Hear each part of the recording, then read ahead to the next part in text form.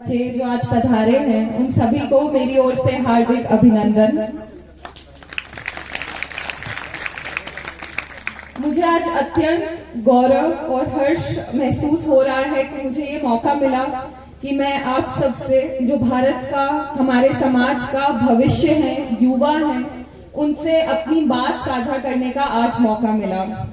युवा सम्मेलन से मैं काफी समय से देखती आई हूँ। इनफैक्ट जब मैं तैयारी कर रही थी तो मैंने टीवी पे देखा था। मैं और मेरे पापा उस समय दिल्ली में थे और इंटरव्यू की तैयारी चल रही थी और हम दोनों बैठ के देख रहे थे। तब नहीं पता था कि सिलेक्शन होगा, यहाँ तक पहुंचने का मौका मिलेगा। लेकिन उस समय भी मंच पर एक भी महिला नहीं थी और मेरा बहुत सपना था कि जाके मैं वहां बैठूं और एटलीस्ट एक महिला तो मंच पर आए। तो मैं आज बहुत ही ये मेरे लिए भी एक सपना साकार जैसा है कि मैंने तब ये सोचा और आज मुझे मंच पे आने का मौका मिला। आप ही सब लड़कियों की तरह हूं मैं, ऐसे ही सपने थे, ऐसे ही मैं भी ऐसे ही देखा करती थी और बहुत सी ऐसी चीजें जो मैं आपसे बात करूंगी और सवालों के जवाब भी दूंगी कि ऐसा क्या था कि मैं वहां से निकलकर मंच के इस पार पहुंची। क्योंकि मैं बता दूं कि ऐसा नहीं है कि मैं बहुत ज्यादा तेज थी या मेरा दिमाग बहुत तेज था। मैं बहुत ही साधारण ग्रामीण परिवेश से आती हूँ। डाबला से मेरा बहुत पुराना संबंध है। मेरे दादाजी यहाँ पे 20 साल के लिए रहे थे। ये उनकी कर्म भूमि है और आज ये मेरे लिए बहुत ही सुखद संयोग है कि मैं वापस वहीं आई जहाँ पे मेरे दादाजी ने कर्म किया था। और इस तरीके से आप सब लोगों के बीच तो शायद ये किस्मत, डेस्टिनी जिसे हम कहते हैं, उसी का एक एग्जाम्पल है कि यहाँ पे मैं आई। तो मैं बहुत ही ग्रामीण परिवेश से आती हूँ, बहुत ही साधारण से घर से मैं आती हूँ और यहाँ तक पहुंच पाई मेरे माता पिता, गुरुजनों और समाज के सपोर्ट की वजह से। अगर ये सब नहीं होता तो मैं भी शायद आज यहाँ पर नहीं पहुंच पाती। और इसका एक बहुत बड़ा रीजन है बालिका शिक्षा। मैं अपनी बात नहीं कर रही, मुझे शिक्षा का मौका मिला, आज की जनरेशन में मिलता है। मैं बात कर रही हूँ मेरी माता की शिक्षा का। तो मेरी माता की भी बचपन में शादी हो गई थी और बहुत ही प्रतिकूल परिस्थितियां हुआ करती थी उस समय पे। लेकिन फिर भी मेरे नाना जी ने उनको प्रतिकूल परिस्थितियों के बाद भी पढ़ाया और शादी होने के बाद मेरे दादाजी ने अपने बच्चों में और अपने बेटों में और मेरी मम्मी में कोई फर्क नहीं किया। उन्हें उतने ही अवसर दिए शादी के बाद जितने उन्होंने अपने बेटों को दिए। और उसी की वजह से मेरी मम्मी ने उस समय सब इंस्पेक्टर की परीक्षा पास की और उसी को आगे बढ़ाते हुए उन्होंने बचपन से हमारी शिक्षा पे बहुत ध्यान दिया। हमारी शिक्षा उनके लिए सबसे जरूरी थी। और समाज में हम 2 बेटियां हैं, हमारा भाई नहीं है। और सिलेक्शन होने के पहले तक मुझे हर समारोह में, हर शादी में कोई ना कोई आके सांत्वना जता देता था मेरे पेरेंट्स को कि लाई 2 छोरियां ही है ना। बोल देता था कि छोरिया ने लिए फिरो, उन्हें जो कि नहीं दिल्ली ले जाओ, कि नहीं उन्हें ले जाओ। ये सिलेक्शन होने के बाद से थोड़ा वो सुनना कम हुआ है, नहीं तो आए दिन ये बात हर जगह कॉमन थी। लाई अति मोटी छोरी हुई जगह छोरो ना भी नाम रोशन करा रहे ऑल दैट। तो वो सबको सुनने को मिलता है ना। आज भी हमारे जो कहीं ना कहीं नजरिया है, मैं किसी को उसके लिए जिम्मेदार नहीं ठहराती, लेकिन ऐसा है। और उसको बदलने का जो मेहनत है वो भी हमें करनी पड़ेगी, है ना। तो ये आप सबकी जिम्मेदारी है कि आप इस चीज से आगे बढ़े। और जब तक विश्वास नहीं होगा, मैं आज अभिभावकों को, जो माता पिता यहाँ पे मौजूद हैं, उनको ये बहुत ही उनके लिए मैं ये कहना चाहती हूँ कि बहुत जरूरी है कि आप अपने बच्चे में वो विश्वास दिखाएं। जब तक आप अपने बच्चों में विश्वास नहीं दिखाएंगे, बच्चों में वो विश्वास नहीं आएगा। मैं बहुत खुशकिस्मत रही कि मेरे घर वालों ने मुझे हमेशा बहुत विश्वास के साथ, उन्होंने हमेशा अच्छी शिक्षा दी। उनकी कोई मेरे से रिटर्न एक्सपेक्टेशन नहीं थी कि मैं कुछ बहुत बड़ा करूं। उनको बस ये था कि जो मौके उन्हें नहीं मिले वो मौके उन्होंने हमें दिए। मैं जब दिल्ली जो मेरी प्रारंभिक शिक्षा थी बीकानेर से की, फिर मैं नागौर में भी पढ़ी, फिर मैं अजमेर में पढ़ी, और जब मैं आप ही की तरह 12वीं कक्षा में थी तो मुझे ऐसे सोच के लगता था कि दिल्ली जाने का मन है, दिल्ली में पढ़ने का मन है। लेकिन तब उस समय हमारे समाज से तो क्या, मेरे पूरे स्कूल से कभी कोई दिल्ली पढ़ने नहीं गया था, तो मुझे बड़ा असंभव सा लगता था कि क्या मैं जा पाऊंगी, भेजेंगे क्या। और मुझसे पहले मैंने 7th 8th क्लास में इंग्लिश मीडियम में शिफ्ट किया था, तो मुझसे पहले कोई इंग्लिश मीडियम में भी नहीं था। तो मैंने अपनी मम्मी को बोला कि मैं दिल्ली पढ़ने जाना चाहती हूँ। तो पापा को थोड़ा ऐसा लगता था, डर लगता था कि अकेली लड़की हमेशा से घर के, और मैं घर से बहुत अटैच्ड भी थी, मैं बहुत उनके प्रति डिपेंडेंट भी थी, तो मुझे बहुत ऐसा लगता था कि कैसे अकेली जाऊंगी, रहूंगी, दिल्ली में पढ़ाई करूंगी। लेकिन अगेन मेरे माता पिता ने मुझ पे बहुत विश्वास दिखाया। उन्होंने बोला सपने बड़े देखो, आपको जहां जाना है आप एडमिशन लो और जाओ। और मैं दिल्ली गई, मैं दिल्ली में रही, वहां मुझे बहुत सीखने को मिला। मैं हमेशा से ऐसी नहीं थी, ऐसा नहीं था कि मैं कॉन्फिडेंस के साथ पैदा हुई, यहाँ पे आके मेरे से बोला भी नहीं जाता था। मतलब मैं जो वार्ता होती है स्टेज पे आना, मेरे को बहुत भय था, है ना। मैं दिल्ली गई, कॉलेज में मैंने अपने आप को डेवलप किया, और उसके बाद धीरे धीरे छोटी छोटी चीजों को ओवरकम करते करते आज यहाँ पे पहुंची हूँ। कुछ 4-5 चीजें हैं जो मैं लड़कियों के साथ शेयर करना चाहूंगी कि किस तरीके से मैंने वहां से यहाँ का ये सफर तय किया। मैं ये नहीं कह रही कि मैं पहुंच चुकी हूँ, लेकिन जो मेरा एक सपना था वो मैंने पूरा किया। सबसे पहली चीज है कि आदतें, है ना। आपको अपनी आदतें बहुत सही रखनी है। आदतें धीरे धीरे, जो आप दिनचर्या में हर दिन जो आपकी आदतें हैं, वो आपका पूरा लाइफस्टाइल बनाती है, वो आपकी पूरी जिंदगी को एक दिशा देती है। ठीक है, तो आज भी मैं चाहूंगी कि जो भी बेटियां हमारे साथ है, जो भी बच्चे हैं, वो आज इस मन से एक संकल्प लेके जाएं कि हम एक अच्छी आदत अपनाएंगे। ये सिर्फ 5-6 दिन लगते हैं एक आदत को अपनाने के लिए, तो अपना आंख बंद करिए। आपको जो भी लगता है कि एक आदत जो आपको आगे लेके जाएगी जिंदगी में, है ना, वो जल्दी उठने की हो सकती है, अखबार पढ़ने की हो सकती है, अपने माता पिता का आदर करने की हो सकती है। आदतें आपको जिंदगी में बहुत आगे लेके जाएंगी। क्योंकि जब मैं तैयारी कर रही थी तो मेरे आसपास इतने धुरंधर लोग थे, मतलब मुझे ऐसा लगता था कि इस भीड़ में मेरा कब मौका आएगा। मैं भी बहुत डरती थी, है ना। बहुत तेज बड़ी बड़ी कॉलेजेस से पढ़े हुए लोग, इतनी फर्राटेदार अंग्रेजी बोलने वाले लोग, बाहर से पढ़े हुए, तो मुझे, लेकिन मेरी जो आदतें थी, मेरी जो कंसिस्टेंसी थी, उनकी वजह से मैं उन सबके बीच में से निकलकर यहाँ पे पहुंची। वो लोग कंसिस्टेंसी नहीं मेंटेन कर पाते थे।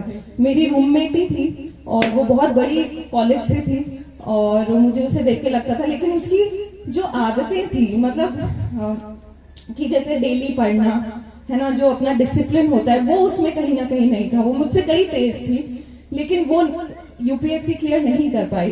तो एक ये चीज है कि अच्छी आदतें अपनाइए, ठीक है। अच्छी आदतें आपको जिंदगी में बहुत आगे तक लेके जाएगी। दूसरी जो मेरी चीज है, जो मुझे लगता है कि जिसकी वजह से मैं यहाँ तक आई हूँ, वो है कि किसी भी चीज को अपनी कमजोरी मत समझो, है ना। किसी भी फेलियर से घबराओ मत। ऐसा नहीं है कि मैंने पहला प्रयास किया और मैं यहाँ तक पहुंच गई। मैंने अपनी जिंदगी में बहुत फेलियर्स देखे, शुरू से बहुत फेलियर्स देखे। जब मैंने अपना मीडियम चेंज किया और मैं इंग्लिश मीडियम में आई, तो एक बहुत hi fi missionary English school था, सब इंग्लिश में बात करते थे, हिंदी में बोलने पे फाइन लगा देते थे। मैं उस चक्कर में किसी से बात ही नहीं करती थी, मैं अपना चुपचाप बैठी रहती थी, टिफिन खाती थी।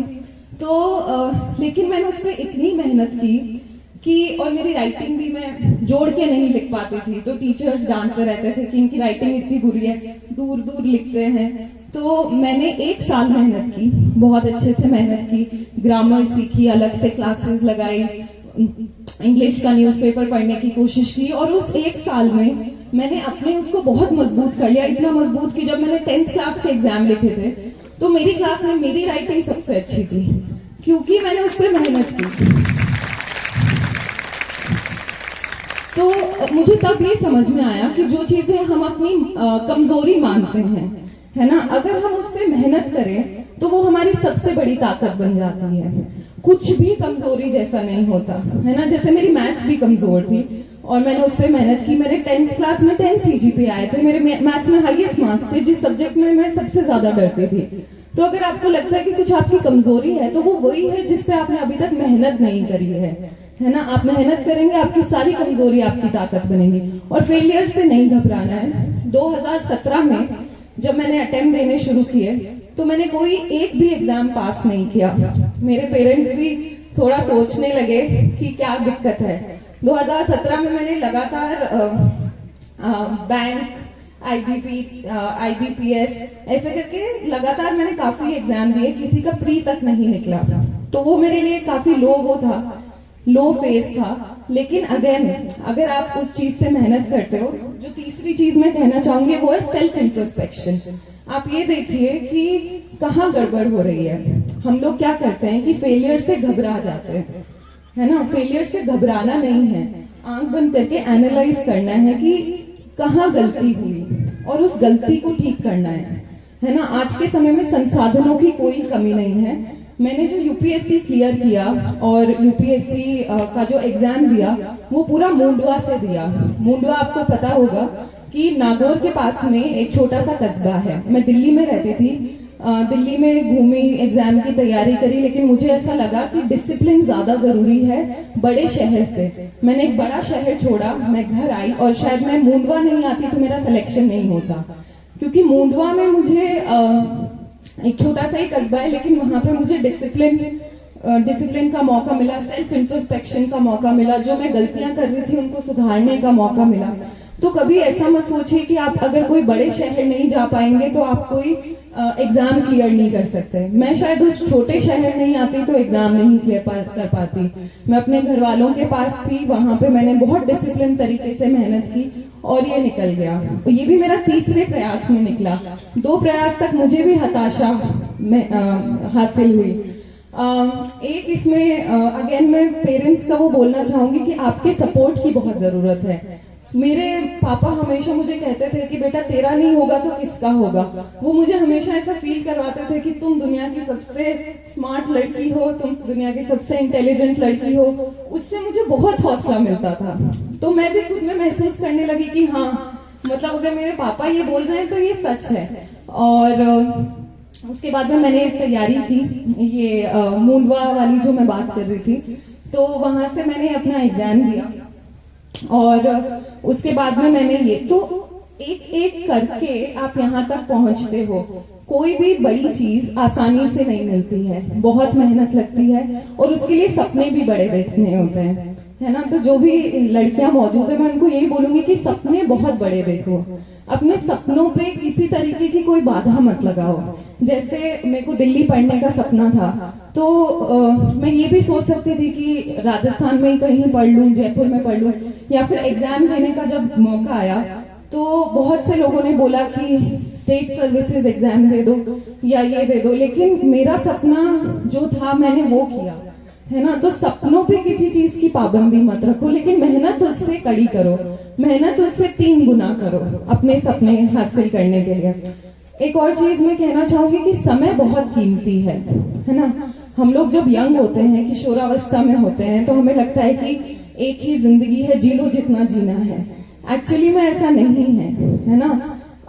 एक ही जिंदगी है, मानव जीवन का बहुत महत्व है ना।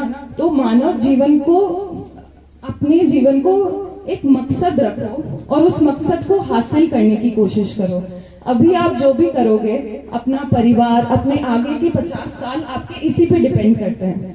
मैं एक बहुत ही पर्सनल उदाहरण दूंगी कि रिग्रेट जो होता है, जो हमें लगता है कि हम में इतना पोटेंशियल था, हम ये कर सकते थे, लेकिन हमने मेहनत नहीं की, वो बहुत बुरा होता है। जब मैं कॉलेज भी गई थी, तब मुझे ऐसा था कि मैं शायद थोड़ी और मेहनत कर लेती तो शायद थोड़ा और बेहतर कॉलेज मिल जाता, और वो मेरे साथ था 3 साल तक की, है ना। फिर जब मैंने यूपीएससी की तैयारी की तो मैंने ये सोचा कि मुझे फिर नहीं सोचना है कि शायद थोड़ी और मेहनत कर लेती तो मेरे सपने वाली नौकरी मिल जाती, है ना। ये चीज आपके साथ हमेशा रहती है। तो पूरी मेहनत करो, समय बहुत कीमती है। जो भी आपको जीवन में करना है अच्छी आदतों के साथ, उसकी तरफ पूरी 100% आप मेहनत करो और अपने जीवन को सफल बनाओ, अपने जीने के मकसद को हासिल करो। लेकिन एट द सेम टाइम ये भी नहीं है कि ये नौकरी ही सब कुछ है ना। आज के समय में बहुत सी ऐसी चीजें जो आप कर सकते हो। ऐसा नहीं है कि सरकारी नौकरी में पूरी दुनिया हासिल है। और ये हमें लगता है, जब हम बच्चे होते हैं तो हमें लगता है कि ये नौकरी ही सब कुछ है या ये चीज ही सब कुछ है, इसके बिना कुछ नहीं है।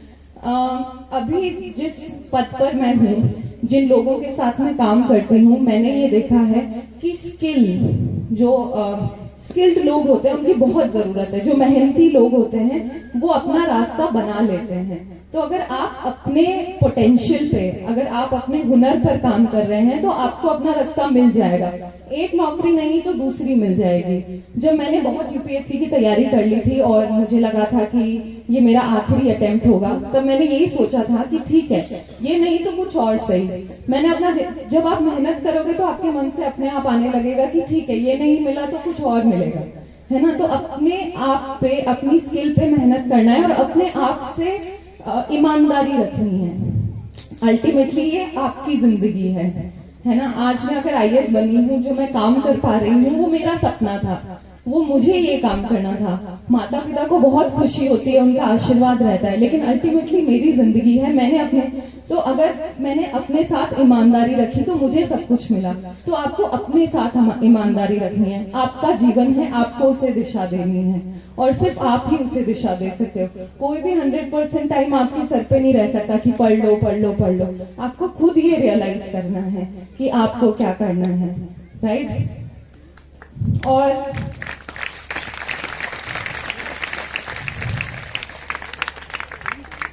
और अगर आज इस मंच पर मौजूद या जो भी लोग हमें सुन रहे हैं, जो भी बच्चियां हमें सुन रही है, अगर आगे वाले वर्षों में आप अपनी उपलब्धियों के साथ इस मंच को सुसज्जित करेंगे तो मुझे लगेगा कि जो हम ये युवा कार्यक्रम रखते हैं वो तब असल रूप में सक्सेसफुल होगा। तो मैं बहुत ही आशा करती हूँ कि आप लोगों में से कई लोग, कई लड़कियां ये मंच पर हमारे साथ पहुंचेंगी और अपनी कहानी, अपने स्ट्रगल्स की कहानी सबके साथ साझा करेंगी। Thank you.